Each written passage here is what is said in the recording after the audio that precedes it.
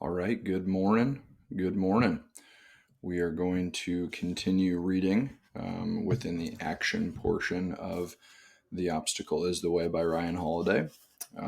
As we covered last chapter, we were really hammering on getting moving and how initiating any kind of journey and displaying any kind of that inertia building, if you will, can really be advantageous for conquering obstacles and or trying to accomplish big goals. So we're going to kind of build on that. And a good secondary principle to live by here is practice persistence. So for nearly a year, Ulysses S. Grant tried to crack the defenses of Vicksburg, which was a city perched high on the cliffs of the Mississippi, critical to the Confederacy's stranglehold on the most important river on the country. So essentially, he is trying to win over that particular fort and location. So then the North would have an advantage in terms of the river that was bringing the supplies to them. Um, and yet, everything that he tried failed. He had tried directly attacking the fort, he had tried different types of attacks on the fort, and nothing quite seemed to give him the kickstart that he needed. But then he had a very bold plan and a very unprecedented plan in terms of strategy that he was going to use. And essentially, he was going to leave most of their supplies behind, and his troops had to live off the land and make their way up the river, taking town after town along the way. By the time Grant laid siege to Vicksburg itself, the message to his men and his enemies was clear that he would never give up. And so that is kind of the essence that I'm bringing forth here in this episode today with practice persistence. Is sometimes when we're facing an obstacle, we can throw many things at it and lose 7 times out of 10. But the biggest piece of the pie is that we must never give up, because in that mindset of committing to never giving up, that is very, very powerful. So the defenses would eventually crack at Vicksburg. He was unstoppable. His victory wouldn't be pretty, but it was exonerable. If we are to overcome our obstacles, this is the message to broadcast internally and externally. We will not be stopped by failure. We will not be rushed or distracted by external noise. We will chisel and peg at the obstacle until it is gone. Resistance is futile. At Vicksburg, Grant learned 2 things. First, persistence, um, a word that I can't read here, were incredible assets and probably his main assets as a leader. Secondly, as often as the result from such dedication in exhausting all of the traditional options, he had been forced to try something new. An option, cutting loose from his supply trains, living off the spoils of the hostile territory, was previously untested, that the North could use to slowly deplete the South of its resources and will fight. In persistence, he not only broke through in trying all the wrong ways, he actually discovered a totally new way, and the way that would eventually win the war. Grant's story is not the exception to the rule in terms of defeating obstacles with persistence. It is the rule. This is how innovation works. So, a lot of really cool things to take away from that, but I just wanted to share that story to set the tone. Um, so, as far as, again, sometimes when we need to attack an obstacle, we need to mentally commit to persistence. So often our opponents don't expect us to play the long game, and that's kind of the advantage here. Is that anyone can, be hype in the first part of the game or the second part of the game or the war when everything is really, really, let's say intense and the energy is present. But how do you respond when all the kind of momentum has been depleted and you're kind of backs against the wall? You've tried a couple things and failed. And that is really the essence that I encourage you to bring forth within this strategy, is to practice persistence, to keep coming after them time and time again, and from new angles. This constant punching method is truly unstoppable.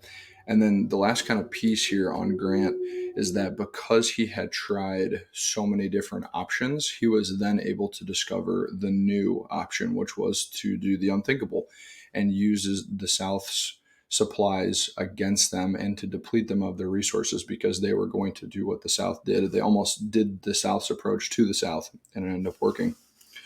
To rotate over to Thomas Edison, obviously very famous character, very famous inventor. So a lot of people were experimenting with the incandescent light bulb, yet he was the only one willing to be the person to try 6,000 times.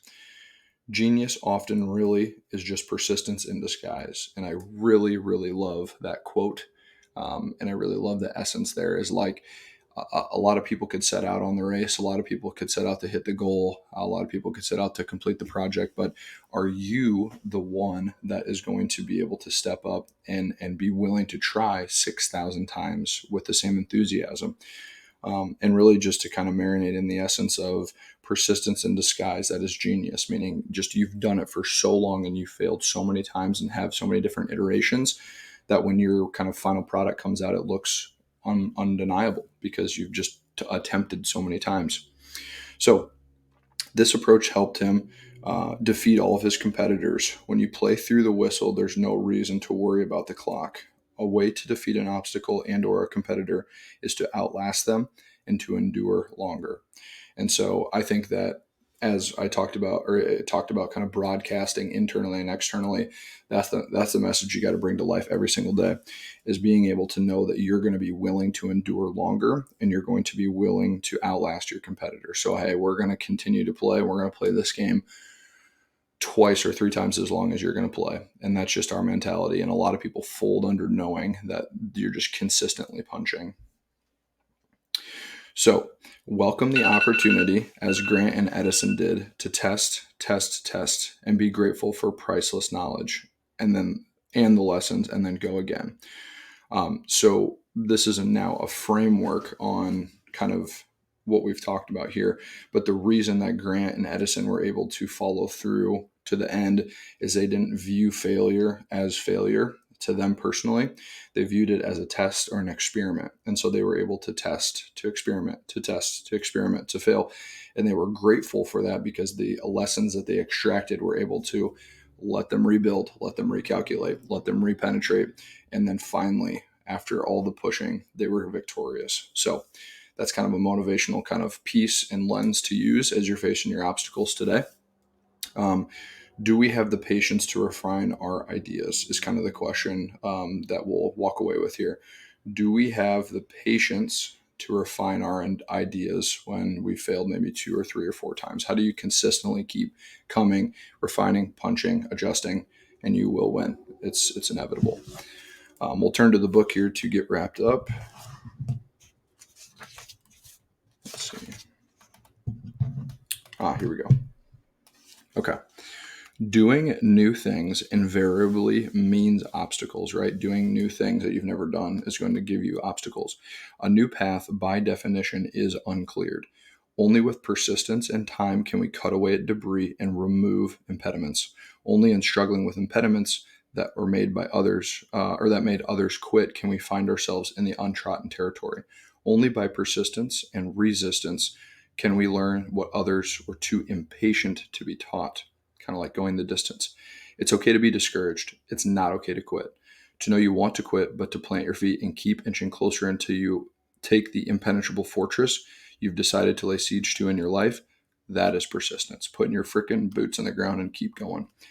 Edison once explained that in inventing, the first step is an intuition, which comes with a burst. Then difficulties arise.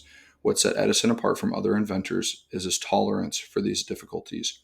Kind of that endurance we were talking about, and the steady dedication which he applied himself to work to solve them. In other words, it is supposed to be hard. The first attempts aren't going to work. It's going to take a lot out of you, but the energy is an asset and we can always find more of. It's a renewable resource. Stop looking for an epiphany and start looking for weak points. Stop looking for angels and start looking for angles. There are options. Settle in for the long haul and then try each and every possibility until you get there. When people ask where we are, what we're doing, how's that situation coming along, the answer should be clear. We're working on it. We're getting closer. And when setbacks come, we respond by working twice as hard. So I know we covered quite a bit today, but I'm really excited about that message. Let's keep reading and get to the next chapter. Thanks, guys.